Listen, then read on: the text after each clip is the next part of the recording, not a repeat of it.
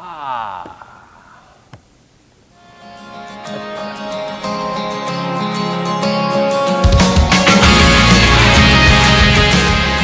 How you doing, Jersey? Welcome to the Star Ledger Newsroom. Wednesday, December 10th. Well, the lights are back on in Monmouth, Ocean, and Middlesex counties after a blackout last night across 50 towns. About 50 towns were left in the dark, and it was pretty freaky for a while. I was in the middle of this whole thing, and you know what? In this day and age, we're so used to being connected.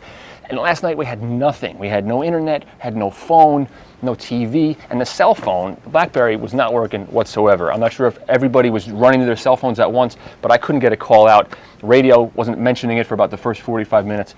Kind of a weird environment to be in, people wandering outside their houses asking what's going on. Here's a little bit of video I shot last night in the dark. This is Route 35 in Red Bank, about an hour into tonight's blackout. And as you can see, traffic was at a standstill as it was across much of Red Bank and Monmouth County. Police did what they could to man intersections and direct traffic, but as you can see, it was slow going and quite simply very chaotic in a lot of instances. Just at this intersection alone, I saw several near misses with the traffic lights out of operation. There's Red Bank resident Hector Gomez. He kept the lights on by firing up the generator in his garage. And across the street at Yogi's Liquors, sales of candles were brisk.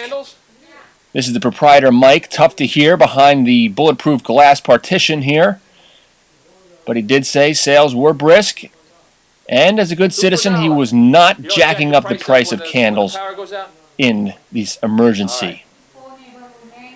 And you selling a lot of candles? Yeah. Closer to downtown, some merchants were simply out of business tonight. We had an event tonight to do, and it just kind of got, couldn't do our model. It was a makeover, so she couldn't be made over. So that was kind of interesting. But other than that, we lit some candles, and everything went fine. So you made people's hair by the candles? You did? No, we couldn't do any work. We just we were about to do a makeover. Which is a before and after for an event down in Rumson. Right. And we couldn't complete it, so we...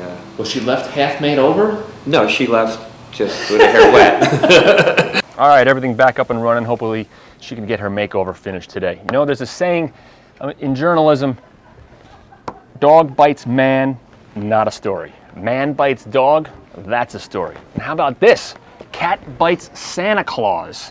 There's one of these events in Atlantic County yesterday. Have your pet photographed with Santa. A woman walks in with what is believed to have been a bobcat hybrid, puts it on Santa's lap. The cat bites Santa, draws blood. The owner grabs the cat and splits. Nowhere to be found. Now, Santa needs rabies shots. Aren't they usually that Santa Claus is probably more used to being bit by children, I think. All right, more in the news today. Newark is trying to lure away from New York City the massive Hunts Point vegetable market. This is in the South Bronx.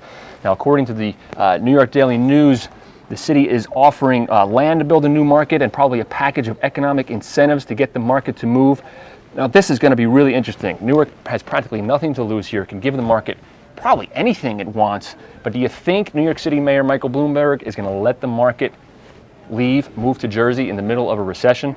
This is going to be a very interesting tug of war. Keep following that and all the other stories that I've mentioned and much more on our news blogs at NJ.com. All right, check this out. An 11-year-old girl from Chester Township is rollerblading along when she's struck from behind by a guy on a bicycle. What happens next?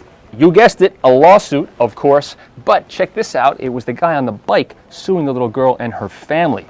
The whole thing dragged on for 4 years, goes to a jury, 15 minutes, jury tosses the thing out. Now the family are telling their story on a new website set up for a campaign by the U.S. Chamber of Commerce. It's called facesoflawsuitabuse.org. Check this out. My mom told me to go get my brother and a friend. I've been rollerblading in the driveway, so I went up on my rollerblades. I happened through the front room and I saw a bicyclist coming down. But I did notice that the bicyclist didn't continue, so something had happened. And I then heard something that sounded like falling metal. and I turned around. In like a second, I saw the bicyclist. He yelled, "Watch out!" I moved to the middle of the road and we collided. When I first went out there and I saw this man had run over my daughter, I was angry. Immediately it went into my head that, yeah, it was an accident. I don't think she felt she had done anything wrong, but she thought she might get in trouble.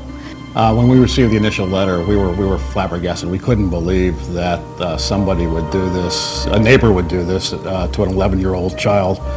Because I guess I was just so young, I didn't realize what it actually meant. Like, I knew what sued meant. I knew, like, okay, he was trying to get money from us. It took a really long time. Like, I thought it would happen, like, almost immediately, because I'd seen shows like Law & Order, and it all seemed to happen so quickly.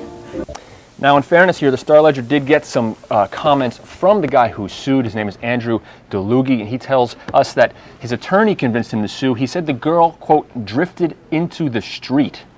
You ever seen a kid on rollerblades who doesn't drift? He continues to say, quote, all I was looking to do was get some compensation from the liability insurance, and the attorneys guided me in this direction. Unfortunately, it got out of hand. When an adult sues a child, it is rather awkward. It's probably not something I would do again. Next time, fire your lawyer. All right, that wraps up Ledger Live for today. Send us your photos, videos, emails, stories. Ledger Live at starledger.com is the email address. You can always log on, sound off, and make your points known on our news blogs at NJ.com. All right, Jersey, take it easy.